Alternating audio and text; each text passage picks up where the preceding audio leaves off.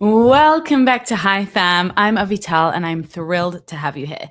Today we're going to be talking about the difference between motivating our children and something else, a mindset hack, a mindset shift that I think is going to be way more effective when it comes to our parenting. It's something I've been needing to remind myself of regularly with my tween, with my teen, and with my little kids, and something that completely shifts the way that we see modern day parenting, especially if you kind of fell into the gentle parenting, conscious parenting, peaceful parenting, unconditional parenting mindset, as I have done over the years. There's a lot to be gained by that, but there's also a mistake that I think gets really lodged there in our brain, and I'm going to break that down for you.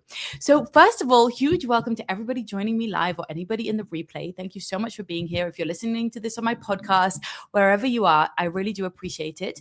And I love, coming on with you guys. The last time I was here, we did the Stop the Spiral challenge, and I got such beautiful responses to that. You guys really, really loved it and responded to it. And that's amazing because coming up, I'm going to be revealing another really exciting challenge that we're going to be doing in a short little while there. So make sure that you're subscribed, hit the like button, make sure you're subscribed over on the podcast, share this with a friend, all of that. And let's get into today. So Hi Fam, what I do here inside Hi Fam, inside my membership, the studio, inside all of my courses, is I help you to build a strong family culture.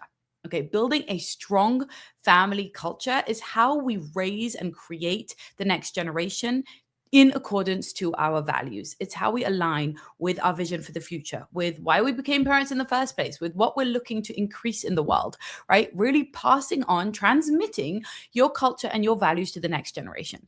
But if you've grown up in a secular society, in a Western society, in an ultra liberal society, in a very privileged and prosperous and peaceful society, then that can actually be a real challenge. You might feel disconnected from identity, from belonging, from culture itself. Like, what is my culture? It's funny, actually, often my coaching students inside the studio, people, especially from Western Europe and from America, will often say, I don't have a culture. They just feel like there is no culture around them, or it's invisible to them, it's intangible to them, it's unclear to them. And what we do is we actually nail down, well, what are the rituals, the, important texts, the canon, as it were, the library, as it were, that you want to transmit down to the next generation, the values, the guidance. And really, we can sum it all up by saying, what does it take to live a good life? What does it take to be a good person? How can I help my children to achieve that goal? And to do that, I first need to define it for myself. I need to understand what I actually think, what I actually want for them, what I actually believe. Okay, so little history lesson. If we go back to the self-esteem movement in the 80s, up through all of the peaceful, conscious, unconditional parenting movements of the 90s and the early 2000 years, one of the things that we're going to see is a huge, huge emphasis on emotional connection with our children, right? The word connection is always there, and on emotional EQ, right? Emotional intelligence, emotional quota, and the understanding that we really want to validate and reflect and honor and connect to our children's emotional world. Basically, the big shift that happened was that children went from being, kind of maybe seen as little wild animals, right? Like uncivilized, savage human beings, as it were. And it was our job as parents to civilize them, to shape them, to mold them, and to make them appropriate and able to follow the rules and the lay of the land and the law and society's expectations and fall within the norms. And then with the self-esteem movement, for example, a huge emphasis on individualism and the idea that we need to see each child and how they're feeling in the moment and make them feel empowered. And if they feel really good about themselves, if they think they're amazing and good and smart and beautiful and all of those things, then that will help them succeed, and they'll, live up to their highest potential, as it were. And it will be a positive self-fulfilling prophecy in that sense. And that movement kind of went bust. It blew up in our faces because it turns out that you don't acquire a sense of confidence and self-esteem. You don't like yourself simply because the adults around you told you that you should, and told you that you're amazing, and inflated you with ballooned praise, and really, spoke to your ego. It turns out that you earn confidence through actually overcoming hard things, through doing things that were challenging, that you didn't come by easily, that weren't, just handed to you on a silver platter, that weren't, participation trophies, as it were.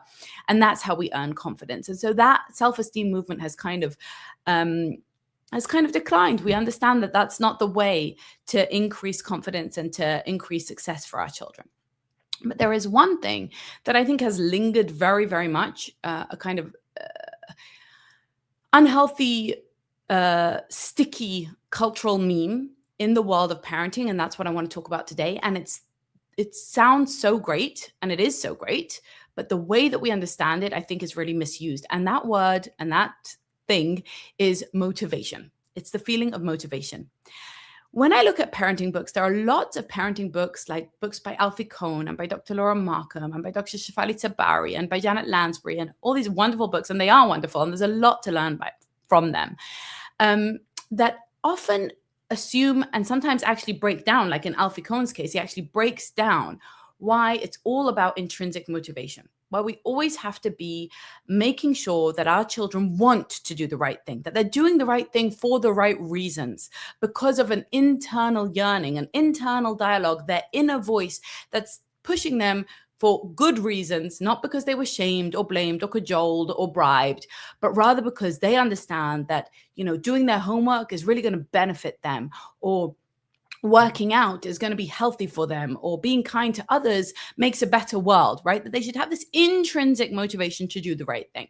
And I really bought that hook, line, and sinker in the early years of my parenting, right? About, 14 years ago or so, I was reading those books and I was thinking, wow, yeah, it should be all about the truest, deepest, purest form of motivation. And all of the behavioral stuff, the CBT stuff and the behavioral parenting stuff that trains children like dogs, that gives them rewards and punishments. It's the carrot versus the stick, that just trains them to do the right thing without really understanding it or without really feeling it. That's archaic. That's nonsense. That's like almost inhumane, right? It's treating children like they are circus animals being trained to do tricks. But as soon as we look away, as soon as we're not there giving them the candy at the end of that, the reward at the end of that, they're no longer going to choose the right thing. They're no longer going to have that internal motivation. And somehow there was this sense that extrinsic motivation is worse and lesser than intrinsic motivation. And we should expect to constantly foster and build only that intrinsic motivation. And it wasn't until I think it was about 8 years ago, I was part of an acting academy. My kids went to an acting academy. Some of you might have heard of this. It's a really cool franchise of schools. There are hundreds of them across the US. And in the acting academy, I noticed that there was a focus on intrinsic motivation, on what the child wanted, and the child, setting their own goals and measuring their own success. But there was also a lot of extrinsic motivation. There were prizes, there were consequences, there was all sorts of carrots and sticks. And I really respected the educator, the head of this school, the principal. And I said to him, why are you using so much extrinsic motivation? Surely we should be focusing purely on the really pure, untouched,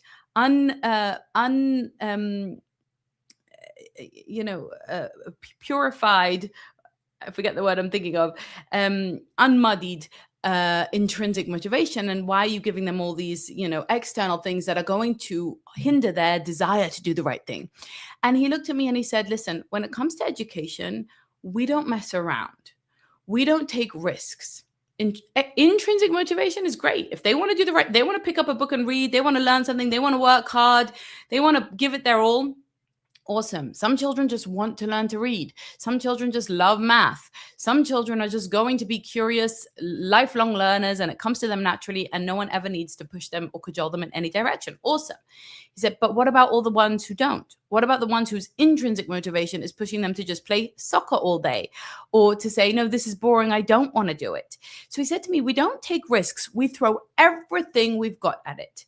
Intrinsic and extrinsic. Okay, we make sure that they are going to do the right thing no matter what. Because under my watch, as an educator, I need to make sure that they come out of here knowing math and English and history and science and all of these things, whether they felt like it or not. And I don't know if this is embarrassing to share, but for me, that was a real light bulb moment. And it kind of cascaded a domino effect in my brain that changed my mindset altogether, not only about education, but also about parenting in general. And that's what I want to go into. Okay. Recently, inside the studio, we have a project at the moment going on about cleaning. It's called Team Clean, and it's where we all get together with our families every day for 10 minutes and reset the house, clean together. Okay. And the idea here is to make it easier for us moms, but also to teach our children to do basic chores and to take care of themselves and to run the household as a team and to be part of a team, which isn't, that's valuable in and of itself, right? And one of the moms said to me in our troubleshooting session, right? We do that every project. And she said, my problem is I don't know how to get them to want to do it. I don't know how to get them motivated. I want my children to want to help me. I have to chase them. They get resentful. They start, mounting rebellions and refusing. And, how do I get them to want to help me to clean? In other words, how do I keep up motivation, right? How do I increase their motivation to do the right thing? And this could be for you. You might be sitting there thinking, oh, how do I get my child motivated to go to bed on time? How do I get them motivated to eat their greens or to study or to learn to read or to ride a bike or to be kind to their siblings or whatever it might be, okay? Anything that you know is good for them that you want them to do, but you really have this fantasy that they'll do it out of just their higher calling, their wisdom, the goodness of their heart. It should just come from them. Okay, so take this as your wake-up call from me, okay? It took me a long time and a lot of mistakes made to understand this. Your children might not be motivated to do the right thing. They may never, at least during their childhood, at least during the time they're under your roof. If you are waiting for intrinsic motivation, if you are basing your parenting on what your child wants to do, feels like doing, is willing to participate in without any pushback or without any drama, you will miss out on many, many, many important things that your child must learn in order to lead a good life, according to your assessment of that. Okay. Why? How do I know this? Well, I'm going to guess that most of us here think leading a good life is doing things like paying our bills and not getting into horrible debt, taking basic care of our body and not getting into horrible health crises, having healthy relationships where there's mutuality and respect and love. Just those three things, those massive three things in our lives, demand something that is way beyond just what I feel like doing. I don't feel like putting my money into taxes right now. I don't feel like paying these bills right now. No, I feel like spending my money on fun, right? On hedonism and pleasure, on a new laptop. But I pay my bills or my taxes or whatever because of something different than just pure motivation. It's not just my intrinsic, it's not just what I feel like. It's not just what I'm driven to do. Okay, and we're going to go into that a little bit deeper now, okay? The truth is that if just motivation worked, then parenting would not feel so exhausting. Motivation is unreliable. It's emotional. It's temporary. Okay. If I was relying on motivation for my fitness, then I would never work out because I'm never motivated. I never feel like it. Okay. I don't just wake up in the morning. Oh, I feel like doing a hard class of yoga. I feel like going on a run. I feel like lifting weights. I feel like washing dishes. I feel like, whatever, cleaning the house. I feel like folding laundry. No, we don't feel like doing these things. Many of us don't feel that drive, that call. Okay, that's not our biggest ambition. No, I feel like getting a dopamine hit on my phone, right? Or like just eating something or like going back to sleep. That's what I feel like. And one of the biggest mistakes that modern parenting has made is it's made parenting dependent on feelings. It's put feelings front and center. Instead of just understanding feelings, working with feelings, validating feelings, making space for feelings, and then moving past feelings, somewhere along the route, we got stuck on feelings. I can't tell you the number of parents that come to me stuck on emotions, stuck on an emotional state. My child doesn't want to. My child mounts drama. My child reacts. My child resists. My child isn't motivated, doesn't feel like it, doesn't want to, gets upset, gets resentful, gets angry with me, gets mad at me. And here's what I really want to say to these parents and to myself, because this happens to me too. Okay, 100%. I'm right there with you. Here's my advice to myself. Maybe it will work for you as well. Neutralize the emotion. Put the emotion out of it. Just yesterday, I asked one of my family members for some parenting advice when it comes to academics, okay, working hard at school. And I was doing this exact spiel. I was saying this exact thing. What about intrinsic motivation? What about a love of learning? What about doing it because you know it's important for your future, right? Like, I don't want to chase my kids down with homework and tests and make it boring and make it a punishment, and then they won't want to learn. And this relative very wisely said to me, take the emotion out of it. Take the emotion out of it. If you could take one thing away from this live session, I want you to take that. The emotion needs to be neutralized from our parenting when it comes to doing the right thing, doing the healthy thing, doing the right next step. Okay, we can't parent in a whirlwind of emotion and drama. Okay, I know this is countercultural. I know it comes opposite to all of the peaceful parenting TikToks and all of the books that we've been reading, but we've gone too far. Feelings are really important, but feelings are just 10% of it. Okay, what about the other 90%? The other 90% is a really unsexy, archaic, horrifying word called discipline. Okay, it's feelings are a little bit of why we do what we do, but the truth is that discipline is what carries families when motivation disappears. And that is not harsh, that is loving. Motivation is a feeling, but discipline is a system that works no matter what you're feeling. And families cannot run on feelings, they run on structure. Children run on predictability, on routines, on rhythm, on rituals, on traditions, on rules.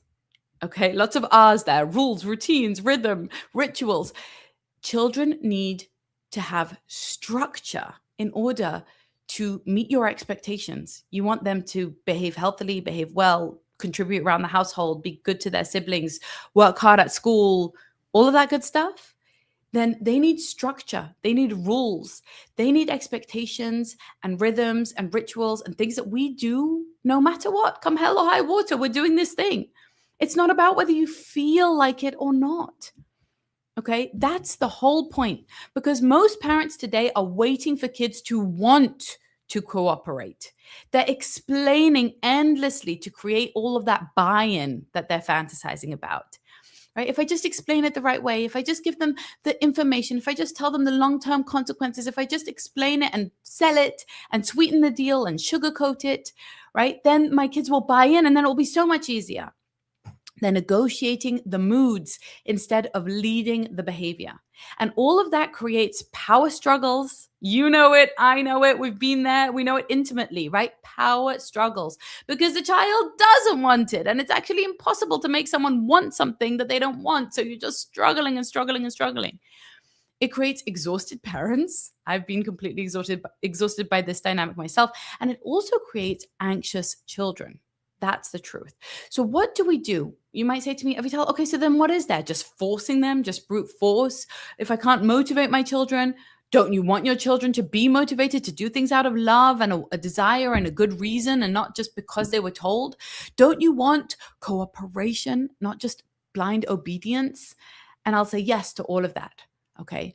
But here's the anatomy of real motivation that comes through discipline, okay? Listen up. These are 3 really important points, and they will change the way you parent forever. Okay. Number 1, motivation follows action, not the other way around. We parents are stuck waiting for motivation. I'm waiting for him to be ready. That's the language we often use, right? To be ready to potty train, to be ready to read, to be ready to make friends, to be ready to share with his siblings, to be ready to be nice to his brother, to be ready to fold his own laundry. I'm waiting to see readiness. I'm waiting to see motivation. I'm waiting to see maturity when he realizes that this is what's needed, when she just feels it well up inside her, then it will all come easily, right? We've heard those stories. Sometimes it's true. Sometimes you waited and then the child said, I'm ready to potty train, and they just threw off their diaper and it was done. Cool. It sometimes happens that way. But we're talking about what happens if it doesn't happen that way. Okay. We're talking about things that are non negotiable for us parents. I'm not talking about waiting for motivation for him to start doing something that you don't even care if he does or not. Okay. She may or may not want to pick up ballet. Fine. We'll wait for her motivation. If she's inspired to, she will. If she isn't, she won't. No big deal. But there are things that we as parents, have a mandate and an obligation to ensure that our children do. Okay. Like, for example, our children must learn to read. I'll speak for my family, okay? I don't know what your rules are. My children must all learn to read, in our case, in 2 languages fluently. My children must all have a basic kind of knowledge, okay? A general knowledge of our cultural canon, okay? In our case, we're Jewish, things like Bible studies, Talmud, whatever. They need to know that stuff. They need to be fluent. They need to have literacy in our cultural traditions and in the things that are handed down from their great, great, great, great grandparents, etc. Okay. For you, it might be national literature. It might be important writers of your culture, right? Important books, meaningful movies, whatever, things that they need to know about. My children need to know how to ride a bike. I'm not raising kids to adulthood who can't ride a bike. They have to know how to swim. They have to know how to cook at a basic level. They have to know how to do laundry, how to clean. They need to know how to host other people. They need to know how to be good guests. There are a very long list of things that my children, that I have goals, me and my husband have goals for. What are the basic things that we think we have to equip them with before they leave our home, right? Like that we would have failed if we didn't. Okay, now, for example, swimming. A child who doesn't want to learn to swim, well, they're not motivated, okay? They don't feel like it. They don't want to, okay? But that is immaterial to me. Why? Because motivation follows actions. I'm not waiting for their motivation. I don't care if they want to or not want to. It would be nicer if they wanted to. It would be easier. It would certainly be much more fun and much quicker. But if they don't want to, we're still going to do it anyway. The cool thing about this is that once you do it, once you start, once you get over the initial threshold of resistance that comes with anything, okay, then motivation happens. Motivation starts. Motivation spikes. Why? Because motivation follows action. Okay. Kids don't feel motivated to clean. Okay. Most kids don't just want to clean. You tell them, I need you to clean the floor. And they're like, oh, I don't feel like it. But, okay, they clean. Then they feel competent. And they notice, wow, I did something. Mom appreciated me. The guests noticed how nice the floor is. I liked how nice the floor is. It was actually kind of fun to use the vacuum and to use the broom. I feel motivated. I could do this. I could do it again next time. And that is how we reduce power struggles. We get past the initial resistance by saying, you're going to do it whether you like it or not. You can do it with a frowny face or with a happy face. It's up to you. I'm not negotiating with you. This is happening. You are doing this. We're doing it now. We say that authoritatively, directly, with leadership, with clarity. It's a demand. It's not a question. Okay. But I know that once you get a little bit better at something, you'll be motivated to do it. This is one of the big mistakes we make with giving teenagers like career advice. It's like, follow what you love. No, don't follow what you love. Not everybody can have a career in basketball. Okay, or in basket making, or in paint by numbers. Just because you love something doesn't mean that's a good choice of something you should do. No, you will love what you get good at. Work hard with discipline, do the thing, take the action, and then you'll start to like it. You'll start to enjoy it. You'll get better at it. Okay, so your child's not motivated to do homework or to learn to read, but then they get better at it, and then they get better at it, and motivation follows. Suddenly, they're breaking through. Suddenly, they're proud of their achievement. Suddenly, they're earning that self-esteem that we spoke about in the beginning. Suddenly, they're feeling like, oh yeah, no, I can do this. Mom forced me. I hated it in the beginning, but now I'm getting better at it. It's coming easier. There's less power struggles, and now I feel the actual internal motivation. You know this from your own life. There's been things that you've done, I could say about running. I hate running. I never wanted to run. I don't have the motivation. Okay. But once I started doing it and gritting my teeth through it and just sweating through it and then getting a little bit better at it and to the point where I'm not huffing and puffing like an insane person and I start to feel a little bit more competent, then I'm like, okay, I could do this. Okay, not bad. To the point where eventually it's like a runner's high and I start to really enjoy it. And then I suddenly find myself 2 years in getting up in the morning being like, I need to run. And suddenly motivation has hit. But motivation didn't get me to run. Okay. It wasn't intrinsic motivation. It was discipline. It was doing it even though I didn't feel the feeling, even though it wasn't vibing for me, even though it wasn't fun. Okay. That's what motivation is. That's what discipline is. It's when you do it even though you don't feel like it, and motivation then follows. Okay. So action is what creates confidence, and confidence in something is what creates motivation. Okay. The feeling follows the action, not the other way around. Don't wait for the feeling. Start with the action. The feeling will follow. Okay. Got that one? Good. Leave me a comment below if there's an example you can think of in your own life where this really happened, okay? Where your child didn't feel like doing something, you pushed through anyway, and once they started to get the hang of it, they started to feel motivated and enjoy it, okay? Or an example from your own life. I would love to hear. Number 2, second important point. Discipline is not punishment, okay? It's about predictability. Discipline is about having clear expectations. Okay, that's a cornerstone of healthy parenting. Clear expectations, consistent follow through, and no emotional chaos around routines. I can't tell you how many people this week alone, parents have told me, oh, I really want there to be parental controls on my kid's phone, but they just don't want them. Or I really want my kids to come home at a normal hour, like at 10 p.m., but they don't feel like it, and they just resist and they just push back. I've lost control, right? They're saying this about tweens and young teens. Okay. And what they're saying is the emotional pushback, the emotional drama, the feeling of, oh, my child's going to get mad. My child's going to criticize me. My child's going to say, I hate you. My child's going to never love me in the future or leave me when they're grown up. So something means that I lower my expectations, that I lower my standards, that I don't demand discipline. Okay. That's because you think being disciplined with your child is punitive. You think it's somehow not loving. You think it's harsh. You think it's hurtful to them. You think it's going to damage the fabric of the relationship. And nothing could be further from the truth. It's the exact opposite. Children thrive with predictability, including tweens and teens. If you are clear and consistent and you follow through and you don't get whiplashed by their emotional turmoil, you just stay steady. You're like, I know you didn't like this, but this is the rule. Or, this is our ritual. Or, this is the rhythm that we're doing. We're not going to be able to change that now. That's when they get regulated. They adapt. They regulate themselves to the situation. If they feel like you're wishy-washy, like if they push your buttons enough, you'll change, you'll shift, you'll loosen the rules, you have so much power struggles in your future, you have no idea. But if they feel like, Mom is like made of iron. Okay. She's dipped in Teflon. Nothing shakes her. It doesn't matter how much I mount a rebellion and a protest, right? I could take to the streets with signs. She's just saying, this is what we're doing. This is the rules. It's not about feelings. Okay. This is just how things are done in our family. I am sorry. Like you might as well get on board. You're welcome to protest, but it won't be changing. That's not cold. That is regulated. That is regulating for them. And that is when kids feel safe, when you can just say, that's just how we do it in our family. Sorry, that's just what's done around here. Okay.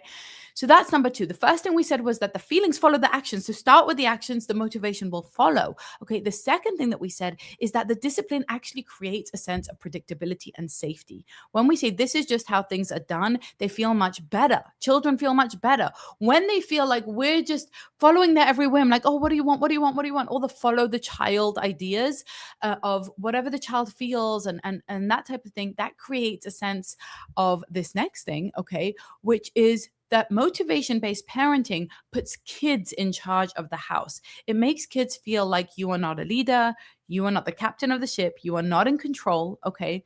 You're just waiting for them. You're waiting for them to be ready, for them to feel it, for them to decide it, for them to summon you, for them to command that they're ready, right? And when parents wait for that motivation in their child, the kids learn that feelings run the show. Okay, that feelings are in the driver's seat. That whatever I feel, if I don't feel like doing math, then I'll never do math. And if I don't feel like helping with the chores, then why should I help with the chores? I don't feel like it.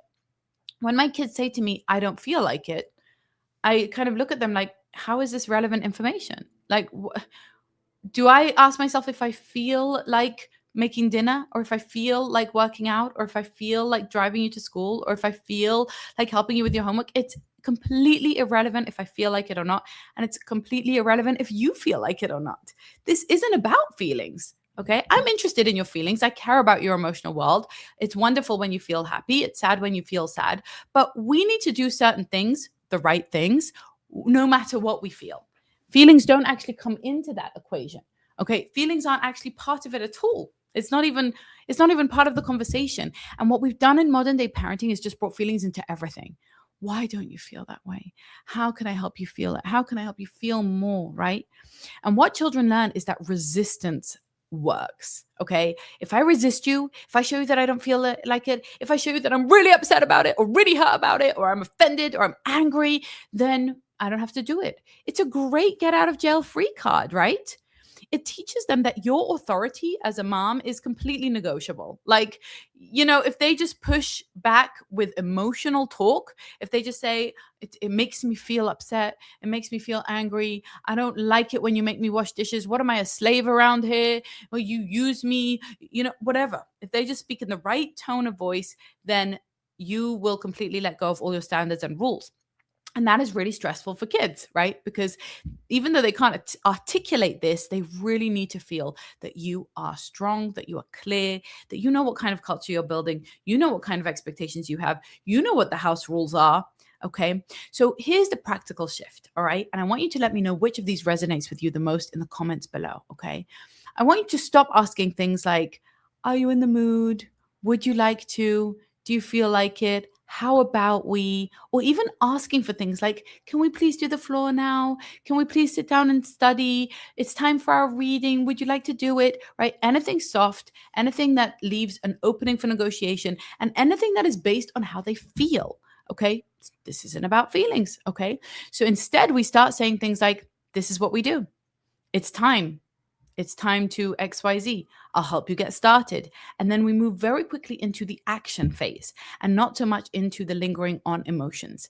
If you've seen any of the kind of distressing patterns of Gen Z and Gen Alpha, it's that they are run by emotion. It's that if they feel like someone disrespected them, or if they feel like something wasn't fair, or if they feel like they're not vibing, they're not in the mood for it, they don't have the confidence for it, it's not, it's not what they feel like doing right now, they don't have the motivation, aka, then they're going to quit, then they're not going to do it, then they don't want to muddle through. But the problem is that to lead a good life in any area of your life, emotionally for sure, psychologically, relationally, financially, etc., health wise, physically, right, in every area of our life, we actually really need to follow through on doing the right thing, whether we felt like it or not. And so that creates a really kind of limiting way of living our life. It means that we're never going to do things we're uncomfortable with. We're never going to follow through with consistency on things that demand of us an emotional investment, something that's difficult, something that's confronting, something that's challenging, because we've learned that if I don't feel like it, I shouldn't have to do it. It would be oppression for me to have to do it, right? Okay, so I want you to let me know in the comments below, where do you feel stuck waiting for motivation from your kid or maybe from yourself?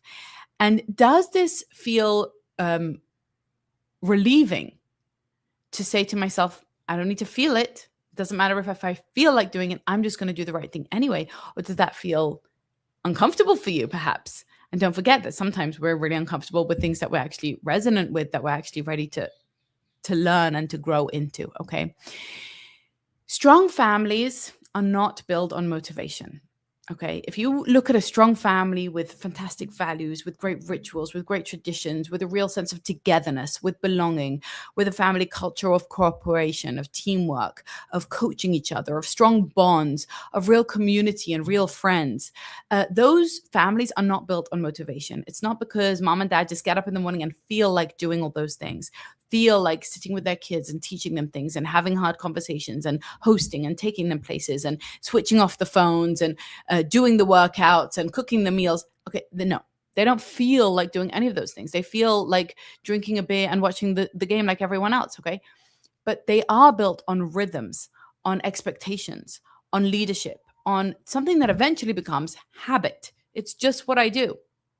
What I feel about it doesn't come into it at all. Right? I'm reminded of my grandpa, who would get up and swim every day at 4:30 a.m., come hell or high water. I'm sure he never felt like it. I'm sure he always felt like rolling over and going back to sleep in his nice warm bed. But it wasn't a question of whether he feels like it or not. It was a question of discipline. And eventually, it became not a question at all, even of discipline, because it became habit. It became second nature. And that is what we practice inside of High Fam, because family life should not depend on a mood. One of our mantras inside of High Fam is that we do it with the drama. So there's drama. So what? So your teen called your name. So your tween pushed back. So your kid stormed off. So this one had a tantrum. So what? That doesn't mean we lower our standards. That doesn't mean we change the plan. You're the leader. That's like saying I'm driving the car, I have my destination, it's all plugged into the GPS, and then someone starts crying in the back.